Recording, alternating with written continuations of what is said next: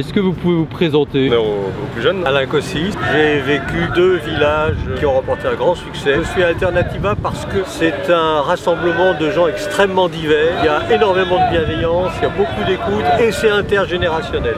Maël Chopa, ça va faire 3 ans pareil que je suis dans le collectif Alternativa de Rouen. Je suis arrivé pendant le premier village finalement. J'étais dans les jeunes écologistes avant. Je suis aussi chez ANV, étudiant. En quoi? En histoire, en valorisation du patrimoine, en histoire.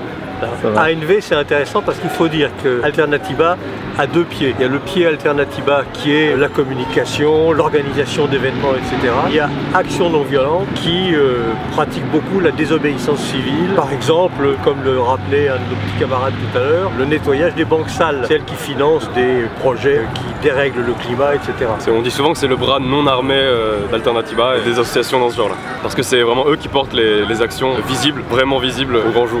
Et vous êtes à l'origine de la marche d'aujourd'hui pour le climat? On n'est pas vraiment à l'origine, on a relayé sur Rouen parce qu'on a vu que finalement personne ne prenait l'initiative alors qu'il fallait qu'il y ait une marche et qu'il y avait l'appel national. Sinon ce qui est à l'origine c'est vraiment le mouvement Il est encore temps, donc c'est un mouvement citoyen, il n'y a pas d'association à l'origine du mouvement, c'est vraiment nous on relaye, on fait en sorte qu'au niveau de la préfecture et tout ça, il y ait la marche, que la marche soit possible. C'est vraiment ça qu'il faut rappeler et marteler, c'est que c'est un collectif citoyen, c'est un éveil citoyen, il n'y a pas d'assaut, il n'y a pas de politique, c'est vraiment toi et moi, tout le monde est là et tout le monde peut venir surtout.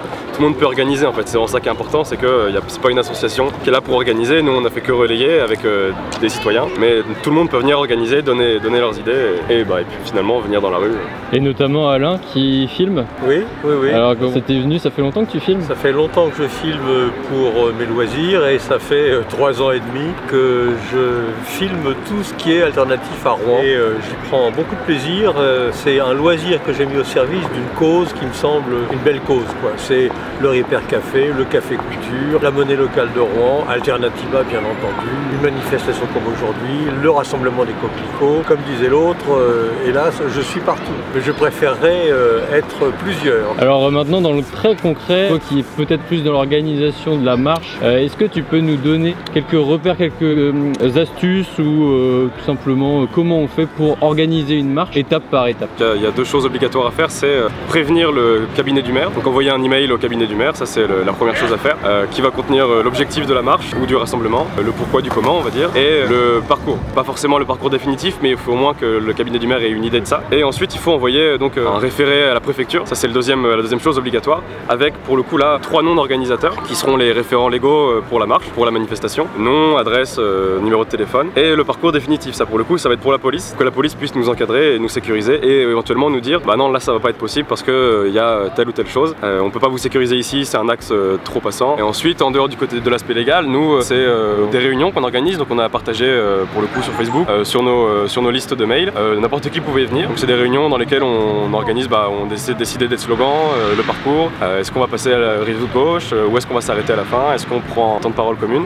C'est des réunions qu'on a fait pour cette marche là par exemple, parce qu'en fait finalement on est un peu dans le mouvement, donc c'est pas très compliqué à organiser. On a fait 3 vraies réunions on va dire concrètes, et puis quelques échanges de mails, mais c'est vraiment pas très compliqué là. Pour le coup c'est un événement Facebook, une déclaration en préfecture et 2-3 réunions. On a réussi à faire ça, donc n'importe qui peut le faire finalement. Il faut cette base légale, faut pas être dans une association forcément, il faut juste cette base légale d'avoir prévenu la mairie et la préfecture et qu'il y ait 3 personnes qui soient référents pour le mouvement, mais c'est pas obligé de faire partie d'une asso ni d'un club politique, ça peut être n'importe qui vraiment, c'est pas très compliqué. Et tu parlais effectivement de la police, on voit que la police encadre bien la marche, on se sent sécurisé, on se sent guidé. Il faut les prévenir aussi ou non, c'est la mairie qui s'en charge? C'est la préfecture qui va s'en charger.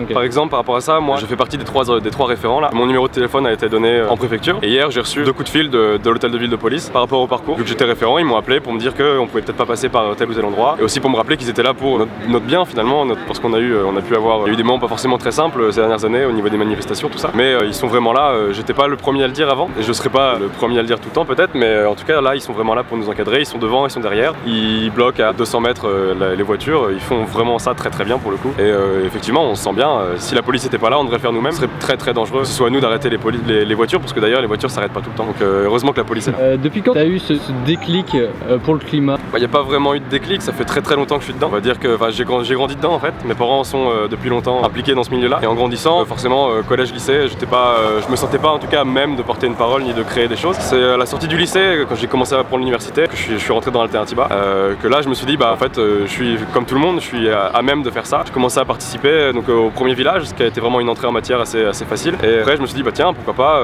on va créer une page Facebook, on va lancer une liste de mails, on va rentrer dans d'autres associations. Par exemple, Action non violente, là j'y suis depuis un an. Et un jour, je me suis dit, bah tiens, il y a une action non violente à Rouen, je vais y aller. Et ensuite, j'ai été pris, on m'a dit, j'étais un peu pris de court, mais on m'a demandé si je voulais en organiser d'autres. Et donc je suis rentré dans le collectif, on est 3 sur Rouen à vraiment organiser ça en tant qu'organisateur, en tant que référent national. Mais il n'y a pas vraiment eu de déclic, je sais qu'il y en a qui en ont. Moi j'ai toujours été un peu dedans, je me suis juste dit vraiment, le seul déclic dont on pourrait parler, c'est le moment où je me suis vraiment dit, mais pourquoi pas moi en fait. Et à la base, je me sentais pas légitime, mais en fait, je le suis comme tous les citoyens finalement, on a tous quelque chose à apporter. Et on l'a vu tout à l'heure avec la prise de parole commune, n'importe qui peut dire quelque chose, c'est facile en fait. C'est vraiment très facile, faut rentrer dedans, faire le pas. Ça fait vraiment du bien d'être là-dedans parce qu'on se sent utile et au moins on pourra dire on a essayé quoi. Et est-ce que tu as un modèle en tête, quelqu'un qui t'a inspiré ou qui t'inspire aujourd'hui, figure, je sais pas, politique ou peut-être un intellectuel? Ça a été pendant très longtemps, ça fait rire souvent, mais Eva Joly, qui est vraiment une personne que je trouve admirable et une des premières femmes magistrates qui a eu un parcours pas très facile. Elle est venue en France pour faire ses études, elle est devenue magistrate petit à petit parce que c'est une femme brillante et on s'en est rendu compte très vite. C'est une des premières personnes à avoir gagné un procès contre une multinationale. Ça a vraiment été pendant très longtemps un peu la personne qui était la référente pour moi. Aujourd'hui, ça va être des gens comme Vincent Verzac qui a créé la page YouTube Partager c'est sympa, qui est vraiment, et pour le coup, qui est vraiment un des moteurs d'Alternativa d'action non violente. Et puis maintenant, il est encore temps, c'est un peu lui aussi qui a lancé ça, le collectif des 20 youtubeurs. Sinon, non, il y a une personnalité qui est très peu connue, mais que j'adore, c'est quelqu'un qui s'appelle Tchetch, qui est la personne à l'origine du mouvement Alternativa à Bayonne, qui a été pendant très longtemps dans des mouvements environnementaux assez violents. Et un jour, il s'est dit, bah la violence finalement, ça a juste fait que j'ai perdu des copains et ça a pas fait avancer la chose. Et il s'est dit qu'il fallait lancer un mouvement. C'est lui et sa bande qui sont vraiment à l'origine du mouvement Alternativa à Bayonne et du premier village en 2015, je dis pas de bêtises. Donc voilà, ça va être ça. C'est vraiment quelqu'un, lui pour le coup, que j'ai rencontré au Fêtes de Bayonne l'été dernier. Et c'est une personne qui est absolument, quand tu lui parles 10 minutes, tu signes et tu participes aux manifestations, t'as pas le choix quoi. Cyril Dion, petit manuel de résistance contemporaine, qui essaye d'expliquer pourquoi, malgré toutes les manifestations qu'il peut y avoir, malgré les prises d'opposition des scientifiques, pourquoi l'opinion publique ne réagit pas à la mesure de tout ça. Il explique ça par l'histoire du récit, la notion de récit. Le jour où Kennedy a lancé l'opération de la conquête de la Lune, l'opinion publique était prête. Pourquoi? Parce que depuis toujours, en commençant par Méliès au cinéma, Cyrano de Bergerac encore plus tôt, parlait de la conquête de la Lune. Et ensuite, des tas de films ont parlé de la conquête de la Lune. Les gens étaient habitués à ce récit-là. Et quand Kennedy a lancé la conquête de la Lune, l'opinion publique était prête. Donc ce qu'il faut que nous fassions, nous, écolos, sur la lutte contre le dérèglement climatique, c'est raconter des histoires aux gens, faire passer un récit qui les prépare totalement à des changements drastiques. Sur Alternativa, localement, on a une page Facebook et un site internet dont les liens vont s'afficher en dessous. Et sinon, au niveau national, pareil, il y a un site internet et voilà.